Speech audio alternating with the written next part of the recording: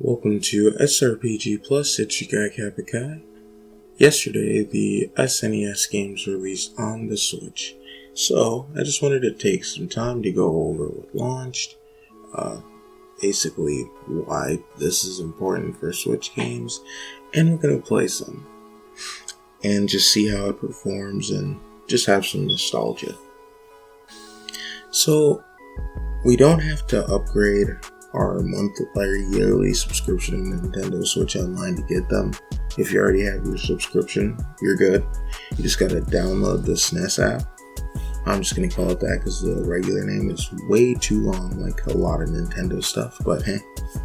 So, with this game, you're gonna get F-Zero, Kirby's Dream Course, Kirby's Dream Land 3, Pilot Wings, Star Fox, Stunt Race FX, Super Mario Kart, Super Mario World, Super Mario World 2 Yoshi's Island, Super Metroid, Super Tennis, The Legend of Zelda A Link to the Past, Breath of Fire, Super Ghouls and Ghosts, Joe and Mac 2 Lost in the Tropics, Brawl Brothers, Super Earth Defense Force, Super Puyo Puyo 2, and Super Soccer. So, it's launching with 20 games, and they came off right the bat with some slaps. And this was data mined over like a year ago is what it feels like. Yeah, I guess it was more like 7-8 months ago.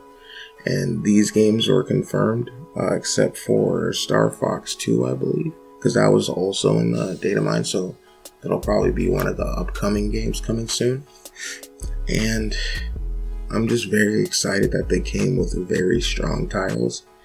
It's launching with like 3 games that use the Super FX chip, like Super Mario World 2 Yoshi's Island, freaking Star Fox, and then this one has it in the title, Stunt Race FX. And those games look amazing for the SNES. They look better to me personally. Those games that are just basically starting 3D, they look a lot better than the PlayStation 1 N64H, because that stuff does not age well. The colors are all dried out, like they're way too blocky. Like look at Final Fantasy VII, like that was some of the earliest PlayStation 1 work. It's like, but then they got it together by Final Fantasy IX, one of my favorite games. So let's just check some of these games out, man. And I'm a huge Breath of Fire fan, so I'm actually going to play a good amount of this, and I'm going to beat it on here. I'm also going to do that with A Link to the Past. That's one of my favorite Zelda games, my favorite 2D Zelda game, I'd have to say, like so vast.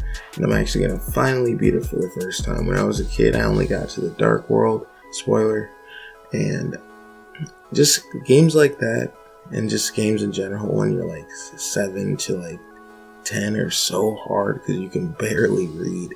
But like my older brother was playing them, so I wanted to play them too, you know, and just kind of suffered through it and asked him for help like every other day. So yeah, I'm just gonna go over some gameplay, gonna boot up some Star Fox. Alright. Man, these logos, these like openings, like the Capcom logo, the old Nintendo logo, so sick. Yeah, and the Star Fox menu, I don't think I ever actually played the SNES Star Fox. The first one I ever played was N64, so this is actually really cool.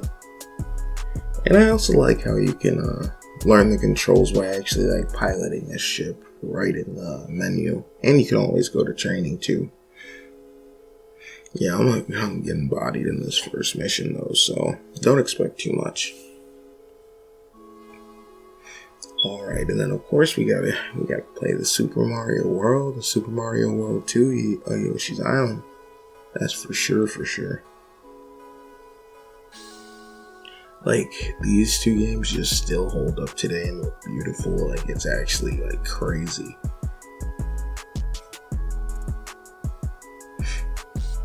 Alright, and let's get some A Link to the Past gameplay. Ooh, that opening. It's so hype. That's so hype. And let's name dude. Now let's go with Wunk. Yeah, let's name him Wunk. R.I.P. my uncle. He's not dead yet, but for when he die. And I just want to say that Yoshi's Island actually looks beautiful. Like, that's the thing about SNES games compared to N64 to me.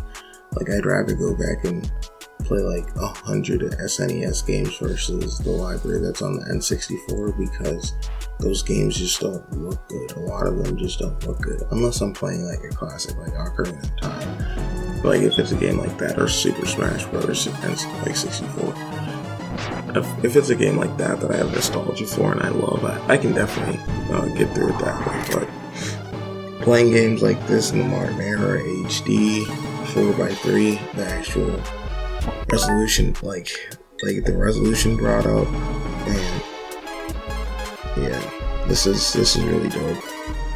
I wonder what they're gonna do next. Like, what are they gonna do next for the SNES app? Like, what games are gonna come out? I think since Star Fox 2 was in the data line, I think that'll be one of the first games. Like, maybe they could do a half and half, like 2 SNES games, 2 NES games, because we still haven't gotten games like Dragon Warrior or, Dragon Quest, but back then it was Dragon Warrior on the NES. We didn't get any Final Fantasy. Like, there was no JRPGs on the NES list, so you could still get some really good NES games. And the SNES games, it's like, yo, we could get Mario RPG, like, shout out Square. And Nintendo, we could still get